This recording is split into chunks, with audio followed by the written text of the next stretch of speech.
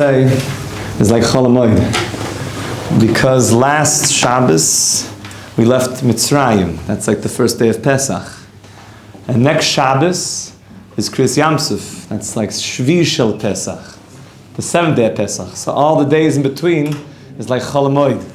It's mamish Chol Hamoed dik right now. Ganz lebendig and freilich. We always have to say over the famous vort from Moshe Chaim Eade. The Moshe Chaim Eade said that when it says that Hashem came, the Pesach Hashem ala Pesach, and Hashem came and he passed over the entryway, the doors of the Yidden. So it doesn't just mean that he passed over, because it would have said the Pesach Hashem me'al, he passed over. It says the Pesach Hashem al, right there at the doorway he was Pesach. So Pesach means to pass over, but it also means like to jump, likfotz. So Rabbi Moshe Chaim Eade says that when Hashem came, he didn't just pass over the houses. He was Pesach. He was, so to speak, he came to a Yiddish house, and he saw that the dam of the Milah and the dam of the Korban Pesach was on the doorpost and the lintel, and he started dancing kaviyachol. Hashem was roiked, was Pesach. He was jumping. A Yid lives here. So special. So to remember, leaving Mitzrayim during these days, the biggest Oris, already Pesach is coming. It's not that far away. You already start thinking. I don't mean start thinking about your flights to go visit, all your everybody. To stay inside the sugyas. But to mamish, that Pesach is coming means the whole nakuda of Yetzias Mitzrayim. The whole nakuda of, I can get out of anything that's limiting me. There's nothing that has to limit us anymore. There's a famous thing they say, that the beginning of the parsha of Bishalach, Vayihi Bishalach. So Chazal say that when you say Vayihi, like Vayihi, Bimei Achashverosh, Achashverosh. So Vayihi, you guys are in Megillah, Ein Vayihi Ella Lashon Tsar. Vayihi means something bad is happening. So Vayihi B'Shalach, what's so bad about that?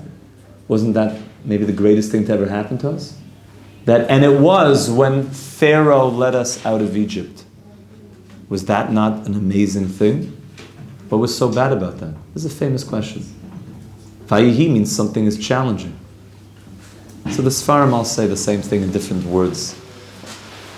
Shlomo talks about this. That when we were leaving Mitzrayim, we could have asked Hashem for everything at that moment. At that moment, we could have said, Hashem, we want Binyan Beis HaMikdash. We want Mashiach. We want world peace. Instead, you know what we asked Hashem for? Just let us leave Egypt. Just let us leave Egypt. There's certain times in our life that Hashem opens up the gates and He says, I want to give you everything. Just ask me for it. Just ask. The fact that we had all the opportunity to ask and we didn't, Vayihi B'Shalach. It's crazy stuff. That means that at that moment it was all available, it was all possible. The Arizal one time asked certain Talmidim, he said, if we go right now to Yerushalayim, Mashiach will come and we'll build the Beis HaMikdash. And one of the Chevra was like, I just have to go check in with he's like, it's already done. I'm sorry. It had to be that we ask for everything right now and we go with it. So you have to know when God opens up the gates, now what are you going to ask for? What are you going to ask for? On the day of your wedding, what are you going to ask for? A nice house? That's also good. Ask for everything. Kids, healthy kids. Who knows? Your kids could be the biggest tzaddikim that ever lived in this world. Ask for everything. Ask for world peace. Mamish. Ask big. Ask big. Harachev picha v'amaleyu b'divrei Torah ksiv. Open up your mouth and wide. Hashem says, I'll fill it. That's speaking about Torah. There's no limit to what you can ask for. Ask big. Think big. Dream big. Baruch Hashem, we left Mitzrayim. But it was a vayihi. We only left Mitzrayim. I know that sounds like a wild statement. But Hashem wants so much more from us. So we're holding in Shovim, and we were speaking yesterday about davening for Hashem to help us. So if we look at the Kuf Nun Aleph, Kana, which is one of the ways to spell out Ekia.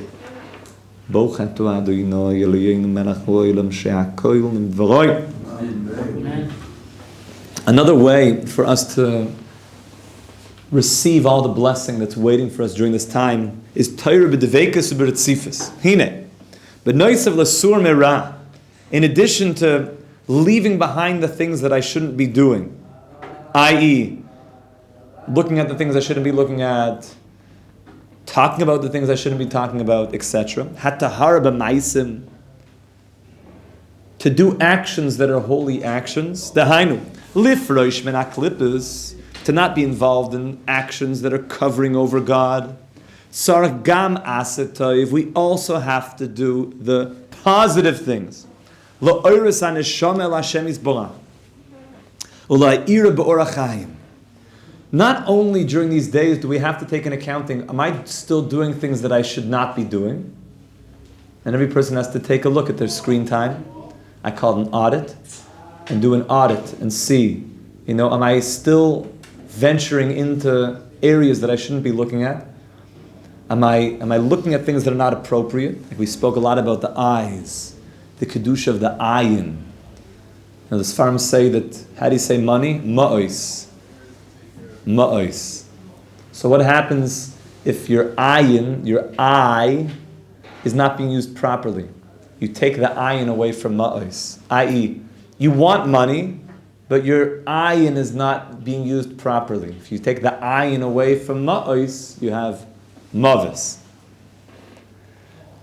But the Sfarim say that if you have, God forbid, a person has a decree against them of mavis, but they take their ayin and they start using it properly, they return the ayin and they add ayin to mavis, then they get ma'os. Then they can go from a decree of death to becoming a wondrously wealthy person. So not only do we have to protect ourselves from the things we shouldn't be doing, we have to do much more of the things that we should be doing. When we start doing the things that we should be doing, the neshama starts lighting up. Leshem shavoy v'achlama. Those are stones on the breastplate of the Kohen Gadol. 3 of the wondrous stones. The achlama, the Mefarshim say, it's a stone that makes you dream and have chalamot. The stones on the breastplate were wondrous, diamonds and rubies and precious stones that were lit up, if you will. Your neshama is much brighter.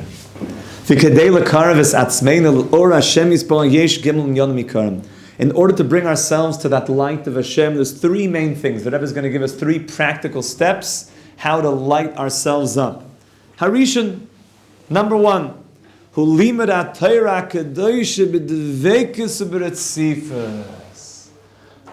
1, learn Torah with Devekus and Ritzifus. What's Ritzifus mean? Constant. Learn Torah in a way that I don't stop learning. The mashal is famously told from the Chazon Ish and others that a person wanted to boil a pot of water. So he put the pot of water on the fire. And then how long would it take him? It would take about 10 minutes.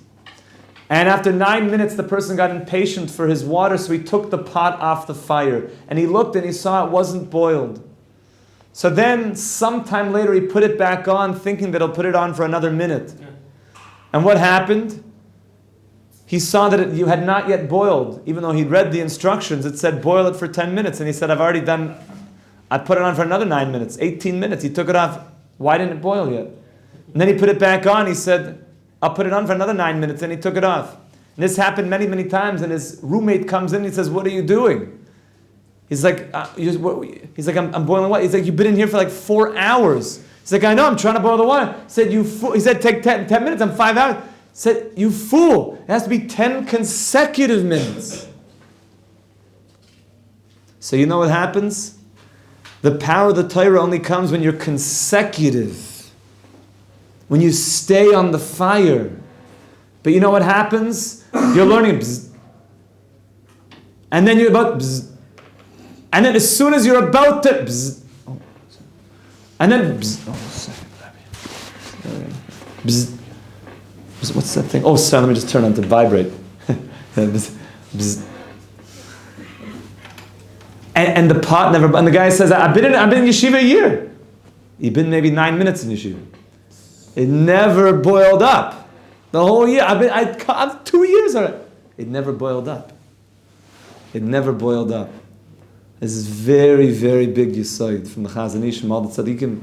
Is make sure when you learn Torah to put away the phones, to put away the distractions, just dissolve into learning. Dissolve as much as you can. That's the power of the Ritzifus.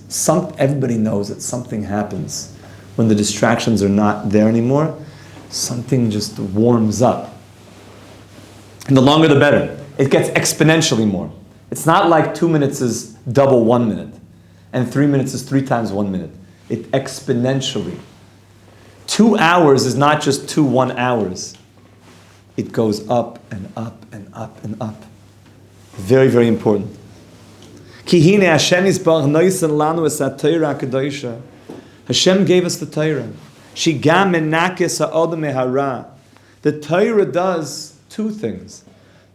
Number 1, it will purify out any evil and any impurity that's gotten into us. Via tavlin leyetz hara. It's the remedy for the Yetzer Hara. Aval be'ikr. The main part of the Torah is not only that it will cleanse out the Ra, it's mikadeshes u'miroinemes es ha'adam. It elevates you. It makes you exalted as a human being. V'poisachas loy hasogas elokus. It opens up God consciousness. When you see people that are great and noble people, you see that these people are like angels. The Torah makes a person exalted. You start to shine when you feel big and exalted. You feel confident and happy. The Torah exalts a person like nothing else. Therefore, tzarach b'yom elu lekabel al atzmai tosefes b'limud ha-Torah HaKadoshah b'kamus u'be'eches. During these days, let's accept upon ourselves more Torah and more quality Torah. Quality Torah means with ritzifus, not stopping. Ki ribu yalimud hu hakoyach hachazuk b'yoyser lenatseach es hayetzer hara v'lezakos l'skara v'lashem yisborach. Limud Torah there's nothing like it. Talmud Torah connected kulam. Yes, Ezra Ois. So when it mentions Torah, does it mean just Gemara or does it mean other things too? All areas of Torah. Every area of Torah. Even though Gemara Rashi Tosfos is the best stuff. But the beginnings for many people is I need to sometimes get a little bit lit up. I need to warm up a little bit first. You know, like the way they say it in Chabad is that the king had a son. The son was very, very sick. Hashem Yirachem. And there were many doctors who tried many ways to cure him. And they were unsuccessful. And there was one, you might call unconventional, wise man in the kingdom, an advisor of the king. And he said to the king, I have something that may be unconventional, that none of the doctors are seeing. But I want the king to give me his crown. And he took the crown jewel and he crushed up and he added some herbs into a proprietary blend. And then he gave it to the son. And the son was healed. And everyone said it's such a unique cure. The nimshal is that there's something called the crown jewel of the king. It's very potent, it's very powerful. And it's not needed unless somebody is very, very sick. That crown jewel is called Chassidus. So the Rabbi Rashab and others said, in our generation when we're very sick, they didn't need this in the previous generations. They didn't need, it was enough that a Yid learns Mishnayos, in Yankib, He sits with the Daf Gemara, and he has everything he needs. Mesilas Yesharim, Achayvus Halavavos. In our generation, if there's such a thing that every single other Yid is like holding a Yam Darkecha and like hanging out by Yitzhimayr and Tzimayr, is that there's a different type of medicine that's needed for our door. So, yes, we need that medicine, but you don't need to give a person that all the time. After he's healed, get him back to the Gemara Rashi Taisus. And at certain parts in a person's journey, he might need more or less of that. But really, we want a Yid to go through Shas. Shas, Poskim, Mishnah Berurah. You have to know what to do. This, however, there's a reason why we learn, an hour a day of Chassidus and like 23 hours a day of Gemara Rashi Taisus. But just make sure you have that hour, because it sweetens up the other 23 hours. Even though at a certain person's journey, he might need to have 23 hours of one and one of the other. But that's only a temporary. And then you want to really flip it. Have 23 hours of Gemara Rashi Taisus. That's the ikr. But you have to know where you're at. If the son of the king was sick, he couldn't do anything at that point. He wasn't doing anything. So we have to give him the right medicine. Give him the right medicine. So Torah, there's nothing more powerful than Torah. It both pushes away the impurity and it illuminates the neshama. You see how it's both directional? Ella shebishvil shahalimud yinatzech es hayetzer, in order for your learning to overcome the Yetzer Hara, v'yavi es ha'adam l'kirvus elokim, tzarich lilmod ba'ofen hanochen. For it to work, you need to learn properly. You need to know how we're supposed to learn in order for it to work. Dahainu lilmod Torah lishma. To learn Torah lishma. This is a big sugya, Torah lishma. There's a lot of ink spilled in this, in the Svarim. What does it mean, Torah lishma? Ki raksu hi ha-Torah haritzui alifnei Hashem yisborach. This is the only Torah that is favorable to God. V'Torah lishma perusha. So the $1 million question is, what is it? He's going to say very simple. What is Torah lishma? She-Yehudi loimed Torah, that a Yid learns Torah. He sits down before work, after work, in the middle of the day, and as he's about to learn, he says, "V'roitza ladas es ha-Torah." I want to know the Torah. Shem, I want to be connected and to know the Torah. Kedei, in order, lehidabek laHashem yisborach, to cleave to you, Hashem. It's very, very important. I want to know the Torah to cleave to you. Kedei lakasher nafshay leleikav, to connect my soul to God. That's it. Period. Full stop. Which means any time that we're learning, let us have a moment before we learn where we say, Hashem, I'm learning to connect to you. Straight and simple. This is in order to make a relationship. And I want to know the Torah in order to connect to you. Not to raise my position in the land and to be really smart. And I hear it's a great way to prepare for law school and, etc., etc. Because I want a relationship with you, God. And not because, you have to have Torah learning to have a good shidduch, your father-in-law can't think you're total am aretz. It's, no, I'm learning to connect to you, God. Even though the Torah itself says that that we allow you to actually learn, even if it's not for the right reasons. Because eventually the Torah is so powerful that you'll learn for the right reasons. But don't start there if you don't have to. If we can just remember this before we learn, Hashem, I'm learning to connect to you. I'm learning to connect to you, Hashem. Ki b'shvil zeh Hashem yisborach noisen lanu es ha-Torah. Hashem gave us the Torah for this reason. The Torah is God kaviyachol himself. Hashem said, I gave you myself. Ana nafshi k'savas yahavis. I gave you me. I wrote myself down into the Torah. When you learn it, you can so to speak grab a hold of me. There's nothing as more powerful as the Torah. It's so deep. Hashem made the whole of creation that He could reveal His Torah. to Klal Yisrael, and that we could share it with the whole world. This is the purpose of creation. That's why the Torah says Yom HaShishi. Why is it the only day in the sequence of the creation of the world, in the Genesis story of Bereshis? Day 1, 2, 3, 4, 5, and then HaShishi, and the sixth day. So Rashi points out, because the whole world was waiting until the sixth day, which was the sixth day of Sivan, that we received the Torah at Har Sinai.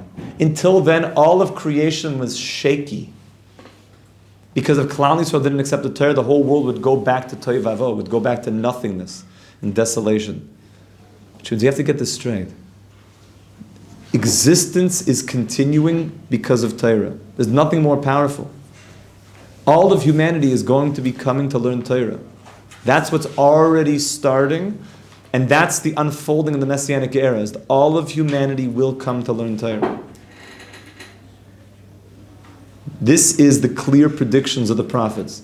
All of humanity, and it's already happening, will come to learn Torah. From all of Klal Yisrael.